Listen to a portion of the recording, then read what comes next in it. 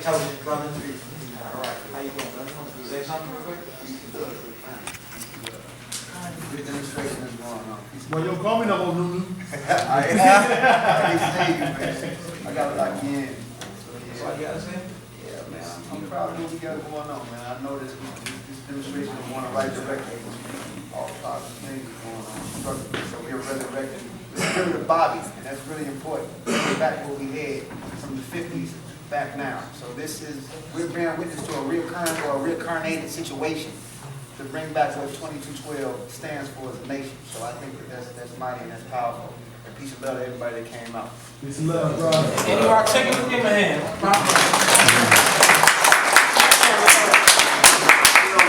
If you don't mind, can I get a reaction from some of you students here in terms of what you think about this presentation? If any of you students or interns, get your reaction.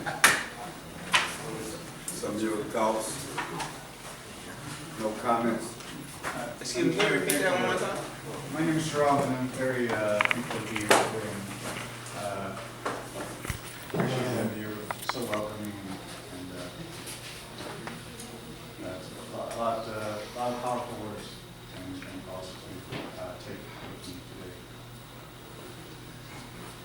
All right. Yeah. Alright, what my take on it pretty much was where you start off from doesn't have to be your end destination. You can intend on doing the wrong thing, but eventually change your mind and go on a different path. Cause we're not bad people as Vice Lord. We're people just like everyone else, and perception is reality. We have to change the people's perception of how they look at us for it to become a reality. Because if they don't see anything different, they still gonna think we doing the same thing. I know you that sharp, brothers. That's my son back there.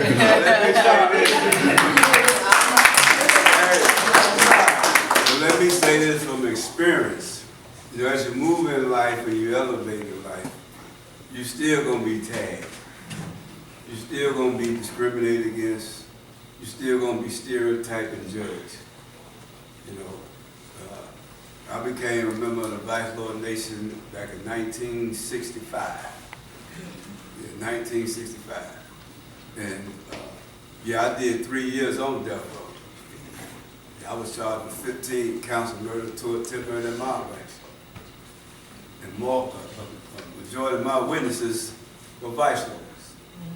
I had to live that down, you know. My mother lived on the block over here that's named after her. On her very doorsteps, my little 8-year-old nephew was gunned down by a Vice Lord. I had to live that down, you know. I went on, came out, when I come out the joint the last time, I was 30. Had never worked a day in my life. Never had a Social Security card. But I went on to sit in a GED class with a bunch of kids laughing at the questions I was asking, calling me pops. I refrained from hitting one of them little mouths in the eyes. Yeah. But I had to persevere a lot. You know, my very first job, guys calling me a stool pigeon because I wouldn't steal out the warehouse. Wouldn't get high on my lunch break because I was serious about finishing parole for once in my life. I had to refrain from robbing the joint, sticking everybody up, because I was made to feel.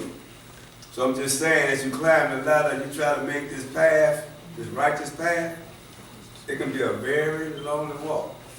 And when I was making that transformation, it was other Vice Lords that was laughing at me. That shit ain't gonna work.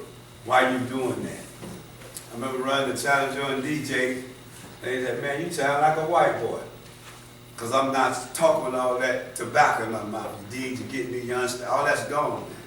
So now they judge it. So it's going to become a very lonely walk when you try to do this here. But don't get it twisted. When Bobby Gore and them first started moving toward conservative Vice Lord corporation, it was a handful of them. All the other Vice Lords are still robbing, getting high. That's why they got the bad publicity they got. All Vice Lords wasn't part of that. Be clear about that. Just like what y'all doing now, all of them ain't gonna get on board. And society It's a non-giving society. And I went on to get a GED finally, became a certified drug abuse counselor, got a degree in criminal mental health and substance abuse. I've been a director of the program to work with ex-offenders got drug problems. I've been a regional director. Got a master's degree in leadership development and education. Got a bachelor's degree in inner city studies. I'm a professor at a university, but I still get labeled as a vice lord. Can't shake it. So I'm saying to you, you're gonna get discouraged along the way, and it's gonna be by your own. Because see, that's what change is all about, is learning how to detach from those that's gonna hold you back. My biggest struggle in the beginning was with my own brother. Been to the joint 6 times. Because I told him he needed to get some dope out of my mama's house and some pistols. Because he was jeopardizing them and their home. He looked at me like I lost my mind. How many of y'all done violated your parents' home? Because he used to me being up on it. But when I started changing, started setting new boundaries, he looked at me like I done lost my mind. He wanted to come in my house high, strapped up. I'm like, no, you can't come around my kids like that. He looked like I done betrayed him. And I started seeing other brothers and they want to jump in my car, and I know he just probably robbed somebody that nobody else. No, you can't get in my car. You're a detriment to me. I'm driving with you. They don't tell who might shoot this car with you in it.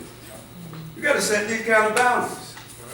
So if you ain't ready to set them kind of boundaries, on the sake of, but he one of the people, he cool with me, and all it take here in Chicago, all it takes is me to be driving from here to where I'm going to my grandson's birthday party and run across a brother. Oh, Billy, why don't you give me a lift? I can let him in my car and see if my back brake lights ain't working. The police pull me over. He get to fidgeting, talking about he got a pistol on him and all that stuff. Who car they gonna pawn and total and all that stuff? Not his. Who father gonna end up back in jail? Not his children, because it's in my name. So I gotta fall out with a lot of people to set those kind of boundaries. You follow what I'm saying? All right, so I offer this here to all of y'all. If you don't have a vision on how you would like to look like for you 5 years from now, you need to start thinking about it. Because see, having a vision forces you to set goals. Goals determine who you should be associated with and who you shouldn't be associated with. Goals determine what you should be doing every day and what you shouldn't be doing. But you gotta have it. And them goals give you something to thrive for. If you want to get your record seal, a record expunged, or clemency, then there's some things you gotta do. You gotta avoid getting arrested. You gotta become crime free. You gotta be drug free. You gotta do those things. You gotta be employed. You gotta complete school. So when that file go in front of that committee to decide if you're going to get your record of seal, they want to see what have you done since you've been home. Some things you got to do, it ain't just going to happen. So I offer this here to you. Whatever your goals is, whatever your vision is, the main thing you got to do if you live in a town like Chicago where people getting killed every hour on the hour, you got to stay alive. Here in Chicago, I got the master, how do I stay alive? I can't get killed. So it take a lot of humbling walking in the stores and young brothers blocking the doorway, thinking like I'm bogus because I'm asking them to excuse me. And that old gangster in me want to raise up and like, man, you know, but I know when I cross that line, there ain't going to be no fight. He might as well come out the jury he got on, give me the keys to this car, get off this corner. That's a part of me that's still inside of me. But I got to practice how to keep that part of me dead, man. And play the bigger picture, because what I do going to impact a whole lot of people. You follow what I'm saying? And the second thing, to reach your goals, you got to avoid getting arrested. You ain't going to reach your goals locked up. So you got to think about, can you get killed hanging with certain people? In certain places, doing certain things. Can you get arrested hanging with certain people in certain places, certain things? And the third thing is, you ain't going nowhere high. All a high is you inhale a substance to put in your body, and it alters your mind and damages brain cells. That's what a high is. And when it's all over, that brain is still damaged. right? So I use your own language. I just focus just on your hat. How many of y'all believe in the hat, cane, the gloves, 5-point star, all that stuff? Y'all believe in that? I'll just stick with the hat. What is it? The shelter over your head to your cleanse your mind. But the key thing is stop allowing your physical cravings, like your anger, your lust, your greed, your envy, control how you act. But learn how to think as a man, put mind over man. But you got to master being a man and a woman of your word. Some of y'all probably broke your word to yourself this morning. Some of y'all probably had some plans you're going to do today, and thus far you probably broke your word already today. How many of y'all go through a day and violate your own word you say for yourself? See, we got to master being a man and woman of our word. Not just to ourselves, but to other people. And that's what that's about, living authentic. Because a lot of us function inauthentic. And we say things like keep it real with me. But we ain't real with ourselves.